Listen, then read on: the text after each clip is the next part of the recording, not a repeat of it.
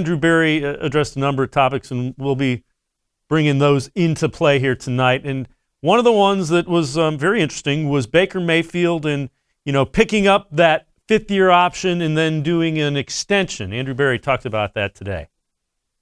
I think you guys, know me well enough at this point that in terms of contracts, I don't think that this is really the appropriate forum to really talk about those decisions. I think that that's something that's a little bit more personal to me, the player and the agent. What I can tell you is, really, I echo the comments I had last week with Baker. I think he did an excellent job this year, right? He led us to a first playoff appearance in, eons. He got 12 wins, played winning football all year, developed a really strong relationship with Kevin and the offensive staff. And really, like I mentioned last week, he really grew before our eyes on a weekly basis, both on and off the field. So we're very, very pleased with him. Look, we wouldn't be where we were at the end of the season without his performance, and he had a really strong season. And D-Man, when you look at that, there's no doubt they're going to pick up the fifth-year option. The extension is something that you don't have to do right away, and quite frankly, you feel really good about Baker. You want to see him this is the first time he's been a second year in an offense. So let's see what he does this year. I think it's going to keep going like that. And if it does, you will pay the man. But there's no need to do that immediately.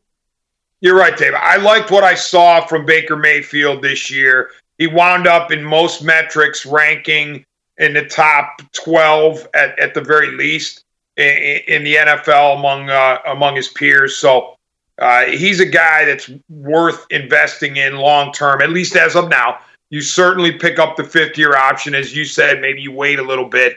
But to me, he has shown all the signs of being able to take you where you need to go. He wasn't really the problem on Sunday as far as I could see. I mean, yeah, he was part of an offense that only scored 17 points, but I don't know that Mayfield was poor in terms of his performance on Sunday. And in other words, I'd list other guys ahead of him as culpable.